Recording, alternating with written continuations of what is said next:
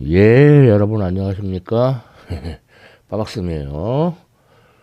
이번에 물화생지 썰 주제는 원자 모형 중에서도 그 이제 초창기 원자 모형에 관한 내용이에요. 어, 우선 시작은 뭐 맨날 그렇죠. 뭐 이렇게 막 TV 보면은 그 고대 그리스가 등장을 하죠. 그래서 고대 그리스의 그 데모크리토스, 뭐 당연히 너무 오래돼가지고 정확하게 언제 태어나서 언제 죽었는지 모르죠. 뭐 여기서는 무슨 실험에 입각해서 그런 게 아니라 그냥 머릿속으로 생각으로 뭐 물질을 이렇게 쪼개 나가다 보면 더 이상 쪼갤 수 없는 아주 기본적인 입자가 있지 않겠냐. 그걸 원자라고 했죠. 그런데 이제 현대적인 근대적인 의미에서의 이제 원자로는 존 돌턴 뭐 혹은 뭐 달톤이라고 부르는 사람도 있고, 이 사람부터 시작됐다고 볼 수 있어요.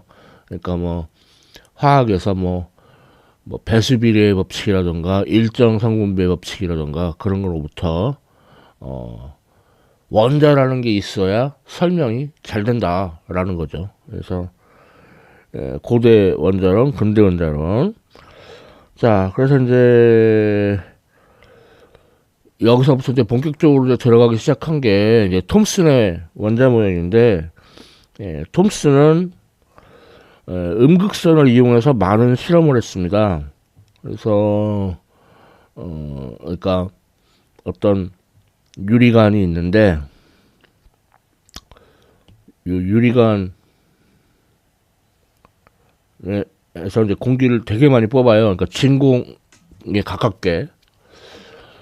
그랬더니 그 음극에서 뭔가가 나오더라 이거예요. 그래서 여기다가 뭐 어떤 표적을 갖다 놨는데 그거에 부딪혀서 표적에 그림자가 생기더라. 그래서 음극선이 직진하는구나 라는 걸 알았고, 그 다음에 전기장이나 자기장을 가해줬더니 얘가 이렇게 방향이 바뀌더라 히더라 이거예요. 이렇게 움직이는 방향이.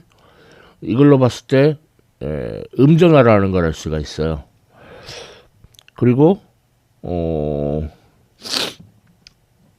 바람개비 같은 거를 놨는데 이 바람개비가 막 이렇게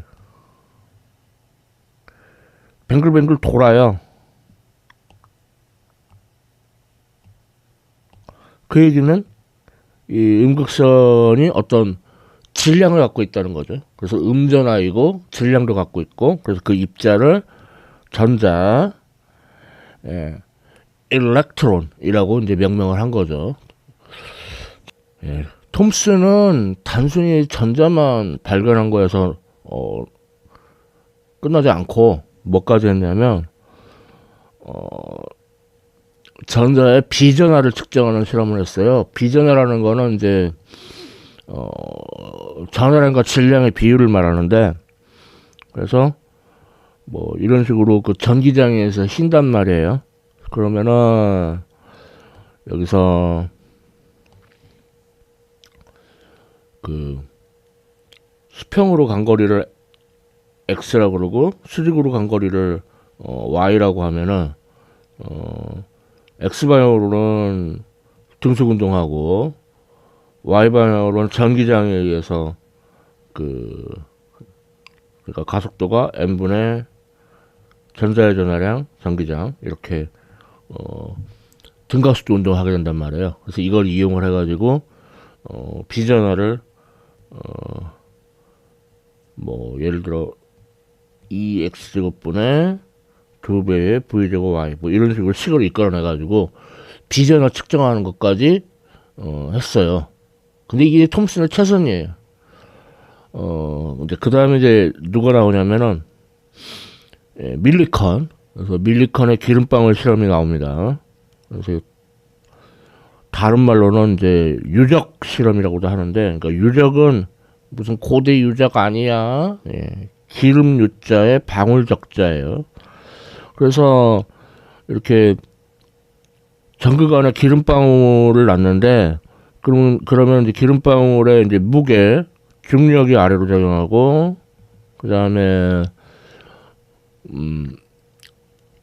기름방울이 대전되어 가지고 전기력이 이렇게 반대 방향으로 작용하는데, 서로 크기가 같고 방향이 반대라고 하면, 그러면 이제 전기력은 QE, 중력은 mg. 그래서 이걸로부터 그 기름방울에 대전된 전해량을 계산할 수가 있어요.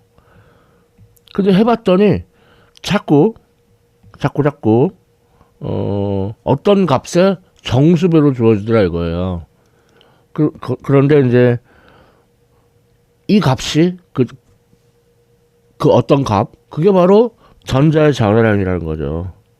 이를 측정을 했고, 그리고 앞서 톰슨이 비전하를 측정을 해놨으니까 개꿀 전자의 질량까지도 알아내는 그런 업적을 이루었죠. 밀리컨. 그래서 뭐 이렇게 이제 그 연구를 합쳐가지고 말하자면은, 그래서 이제 톰슨의 원자 모형이 성립하게 되는데, 어떤 그 푸딩에 건포도가 콕콕 박혀 있는 것처럼, 그래서 이제 전자는 그렇고 양전하는 이제 그 공간을 연속적으로 분포하는, 이게 바로 톰슨의 원자 모형이에요. 근데 톰슨의 원자 모형의 문제점은 러더포드의 알파 입자 산란 실험을 설명하지 못한다는 거예요. 러더포드는 톰슨의 제자예요. 그러니까 제자가 스승을 깠네. 자, 그래서 앞서 말했지만 톰슨, 조지 부존 톰슨, 이 사람은 1906년도에 노벨 물리학상을 탔고요. 그 다음에 밀컨, 로버트 앤드루스 밀컨, 이 사람은 1923년에 노벨 물리학상을 탔습니다. 자, 그러면 이제 톰슨은 끝났고, 원자 모형이 끝났고, 자, 다음은 이제 러더포드의 알파 입자 산란 실험. 알파 입자는 다름 아닌 헬륨 원자핵이에요. 그러니까 어느 정도 그 무겁죠. 하지만 이제 여기 더욱더 무거운 뭐 금 원자핵 그런 게 있어요. 그래서 그런 거에다가 알파 입자를 때리면은 톰슨의 원자 모형이 맞다면 거의 대부분 직진하고, 그래서 실제 실험도 거의 대부분 직진을 했어요. 그런데 톰슨의 원자 모형으로는 조금밖에 안 할 건데, 실제 실험해보니까 되게 크게, 심지어는 거의 되돌아오다시피 이렇게 크게 휘더라 이거예요. 그래서 이거는 원자 안에 어떤 핵이 있다. 원자핵. 그래서 이제 그거에 의해서 이렇게 알파 입자가 방향이 크게 꺾이는 거죠. 핵이 있어가지고. 근데 이제 그 핵이 이제 양성자는 러더포드가 발견했고요. 중성자는 러더포드의 제자인 체드윅이 발견했어요. 그래서 양성자하고 중성자가 옹기종기 모여 있는 원자핵이 있다는 거를 러더포드의 알파 입자 산란 실험을 알았죠. 그래서 톰슨의 원자 모형을 부정하고, 그래서 이제 러더포드의 원자 모형이 성립하는데, 러더포드는 태양계를 떠올린 것 같아요. 그러니까 태양을 중심으로 행성들이 공전하는 것처럼 원자핵을 중심으로 전자들이 공전한다 이렇게. 근데 뭐 멋진 그림이에요. 그런데 문제점이 있어요. 우선 문제는 뭐냐면, 이렇게 전자가 이렇게 공전을 하게 되면은 돌면서 전자기파가 방출돼요. 그러면 에너지를 잃고, 그러면 반지름이 작아져가지고 점점 이렇게 반지름이 작아져서 나중에 핵에 달라붙어 버려요. 그러면은 갑자기 원자의 부피가 확 줄어드는 거잖아요. 우리 뭐 둘러봐도 그러진 않잖아요. 그러니까 원자의 안정성이 모순이 된다. 그리고 100번 양보해서 그렇다 치자 뭐 어떻게 그냥 어찌어찌 부피는 안 준다고 합시다. 그런데 이 경우에 이제 이렇게 전자기파가 나오는데 이러면은 전자기파가 연속 스펙트럼이어야 돼요. 근데 실제로 관찰되는 거는 선 스펙트럼이 관찰되거든요. 그러니까 러더퍼드의 원자 모형으로는 이런 걸 설명할 수가 없는 거죠. 자, 아무튼 그래도 제자는 업적이니까 예. 러더퍼드, 어니스트 러더퍼드, 예, 이 사람은 이제 1908년에 노벨 물리학상이 아니고 노벨 화학상을 뭔가 좀 좀 어그로를 끌어가지고 자 물리학상이 아니고 노벨 화학상. 그리고 이제 이 사람의 제자인 체드윅, 제임스 체드윅은 1935년에 그 중성자를 발견한 걸로 노벨 물리학상을 탔어요. 자, 그래서 야구로 치면은 이제 구원투수가 이제 등장하죠. 도둥. 네? 그게 바로 이제 보호인데, 그래서 보호의 원자 모형을 보면은 예, 구원투수가 아무 때나 등장하지 않죠. 조건이 필요하죠.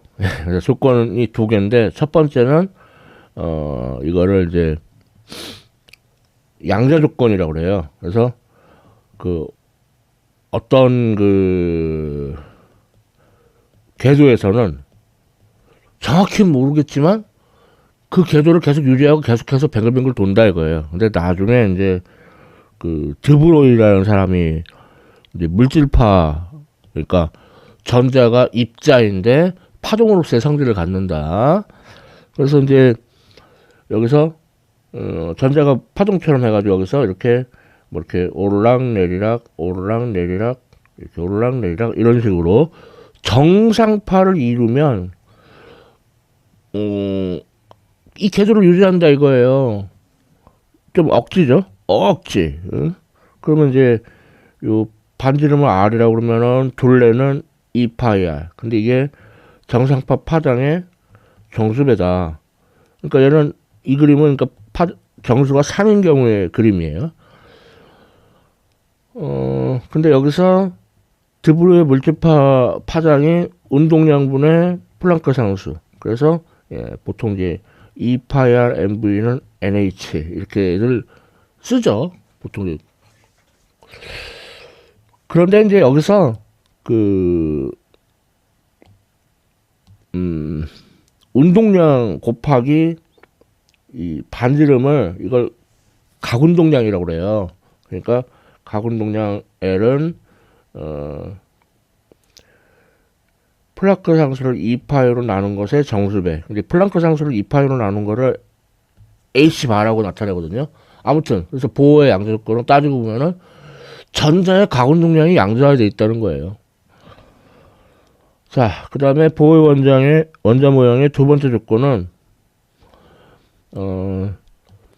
전자가 가질 수 있는 에너지가 띄엄띄엄 떨어져 있다 이거예요. 그래가지고 이걸 그래서 진동수 조건이라고 하는데 전자의 에너지 상태가 높은 에너지 상태에서 낮은 에너지 상태가 이렇게 높은 에너지 상태에서 낮은 에너지 상태로 이렇게 전자의 상태가 변하면은 이 둘의 그 차이에 해당되는 만큼의 그 전자기파가 뭐 빛이 방출된다 이건데 이때 전자기파의 에너지는 HF. 그래서 요게 이 두 에너지 상태의 차이와 같다 이거죠. 이게 바로 이제 진동수 조건. 다시 말해서 전자 에너지가 띄엄띄엄 떨어져 있다, 양자화되어 있다는 거예요. 그래서 보호가 이렇게 양자 조건하고 진동수 조건 예, 두 개를 이용을 해서 이제 내용을 진전시키게 되는데 예, 그러기 전에 그러기 전에 자, 보어, 닐스 헨리크 다비드 보어, 1922년에 노벨 물리학상을 탔고, 그 다음에 아까 보호의 원자 모형의 조건, 양자 조건에서 물질파 얘기가 나왔죠. 그래서 그게 이제 루이 드 브로이, 1929년에 노벨 물리학상을 탔어요. 그 물질파 이론으로. 자, 다음. 전자의 에너지가 띄엄띄엄 떨어져 있다고 그랬죠? 그거를 밝혀낸 사람, 실험이 프랭크 헤르츠 실험이에요. 그래서 이제, 프랭크하고 헤르츠가, 그러니까 프랭크, 제임스 프랑크, 그 다음에, 구스타프 루트비 헤르츠. 이 사람의 삼촌이 그 진동소에 다닌 헤르츠, 그 삼촌의 이름에서 유래했죠. 예. 1925년에 이제 두 명이 노벨 물리학상을 탔는데, 그 업적이 이제 프랑크 헤르츠의 실험인데, 뭐냐면은, 수은에다가, 전자를 때려줘, 그러니까 전압을 가해가지고 전자를 때려줘요. 그러면은, 그, 에너지가 이렇게 올라갔다, 갑자기 떨어지고, 올라갔다, 갑자기 떨어지고, 올라갔다, 갑자기 떨어지고, 이러더라 이거예요. 그래서 이게 대충, 요 간격이, 뭐, 5V, 뭐 정확하게는 4.9V 정도 되는데, 뭐 아무튼 5V.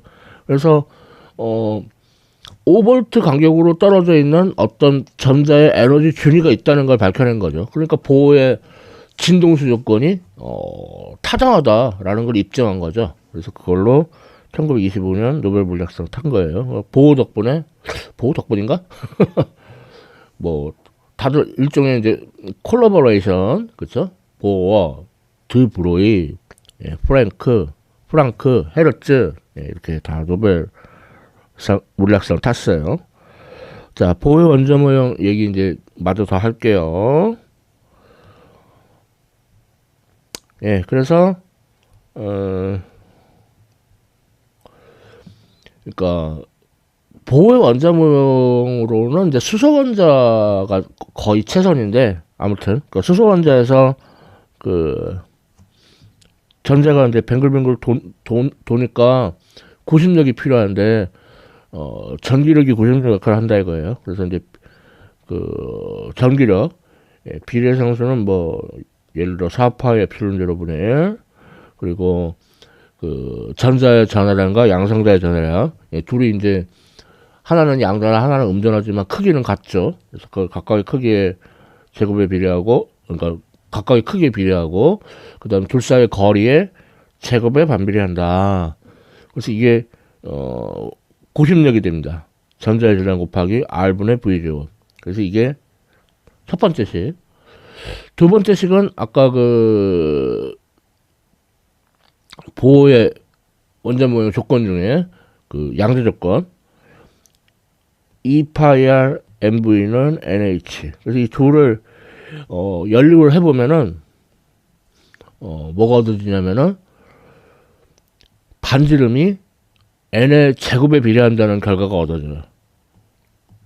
n의 제곱에 비례한다. 그래가지고 이제 전자가 원자의 주위를 도는 그 가장 작은 반지름을 A0라고 하면은 다음 반지름은 요거의 4배, 그 다음은 9배, 그 다음은 16배 이런 식으로 된다는 거죠. 그래서 이제 가장 작은 반지름을 이제 일명 보호 반지름이라고 합니다. 아무튼 그렇고. 자, 그래서 이걸로부터 전자의 에너지를 계산을 해봐요. 그러면 전자의 에너지는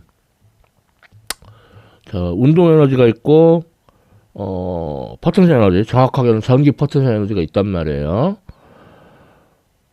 그래서 계산을 해보면은 에너지가 n 제곱에 반비례하는 걸 알 수 있어요. 그래서 여기가 바닥 상태.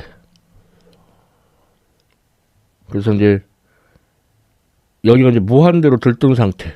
그래서 이제 그 바닥 상태에서 무한히 들뜬 상태까지의 간격을 1이라고 하면은 그거의 4분의 1이 첫 번째 들뜬 상태, 그거의 9분의 1이 두 번째 들뜬 상태, 그리고 16분의 1이 세 번째 들뜬 상태 등등등등 이런 식으로 돼 있다는 거죠.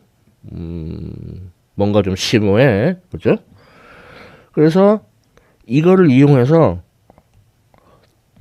러더퍼드의 원자 모형으로는 설명할 수 없었던 그 선 스펙트럼을 설명하는데 성공합니다. 그러니까 그 보호의 원자 모형의 조건, 진동수 조건. 그래서 전자의 에너지 상태가 변할 때 방출되는 전자기파의 에너지 HF는 그 두 전자 에너지 상태 그 차이와 같다. 근데 여기서 이제 이걸 이제 파장 람다로 바꿔 쓰고, 그리고 에너지가 바닥 상태 에너지가 마이너스 13.6 일렉트론 볼트거든요. 예, 아무튼 그렇고, 그래서 이거 나중 상태의 그 이걸 정수라고 퉁쳐왔는데 정확하게는 양자수, 뭐 더 정확하게는 주 양자수, 왜냐면 양자수가 여러 개이기 때문에. 그래서 나중 양자수의 제곱분의 1 빼기 처음 양자수의 제곱분의 1. 그래서 예, 이 공식으로 하니까 수소원자 선 스펙트럼이 아주 잘 설명되더라 이거예요. 그래서 여기서 이제 그 나중 양자수가 1인 거를 라이만 계열, 그래서 얘는 그렇고, 그 다음에 2인 거를 발머 계열, 그리고 3인 거를 파센 계열, 뭐 4인 거는 브라켓 계열, 뭐 5인 거는 푼트 계열, 뭐 그런 게 있는데 보통 파센 계열까지. 근데 이 중에서 제일 유명한 게 발머 계열이에요. 탈머 계열 아니야. 왜 유명하냐? 가시광선이기 때문에. 응? 우리 눈에 보여요. 그 다음에 라이만 계열은 이거보다 에너지가 높으니까 자외선. 그 다음에 파센 계열 이유는 그 우리 눈에 물론 자외선도 안 보이고, 이건 이제 에너지가 낮으니까 적외선, 이렇단 말이에요. 이러한 선 스펙트럼을 아주 잘 설명하죠. 보호의 원자 모형. 축하해. 대단해. 그렇지만 그 조건으로 왔던 뭐 양자 조건 같은 거, 왜 그 궤도에서는 계속 그 궤도를 유지하느냐 라든가, 그리고 수소 원자 빼고 다른 원자들은 또 설명할 수가 없고 잘 설명 못하고, 특히 그 제이만 효과하고 슈타르크 효과, 이거 뭐냐면 그 자기장이나 전기장에 의해서 선 스펙트럼이 분리되는 현상, 이런 거는 설명을 못해요. 그러니까 보호의 원자 모형, 이건 한계인 거죠. 그래서 거듭 말하지만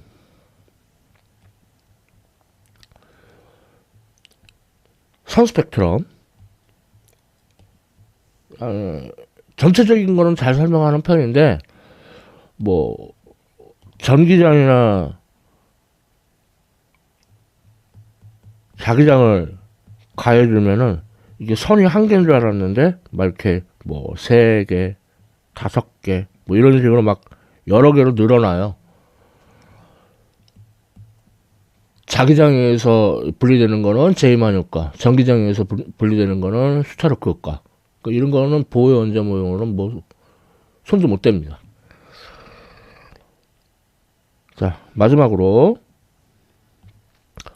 그래서 제이만 효과하고 관련해서 피터 제이만, 이 사람이 1902년에 노벨 물리학상을 탔고요. 그 다음에 스타크 아니야, 독일 사람이다. 요하네스 슈타르크, 이 사람은 1919년에 노벨 물리학상을 탑니다. 그래서 뭐 톰슨의 원자 모형, 러더퍼드의 원자 모형, 뭐 보어의 원자 모형 다 지금은 과학 교과서에 다 수록되어 있는 그런 뭐 내용들이죠. 그래서 초창기 원자 모형이라고 해서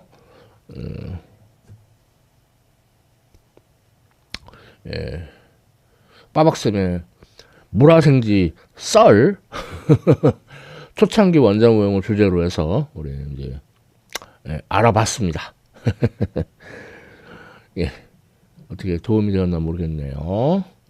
자, 지금까지 시청해 주셔서 감사합니다.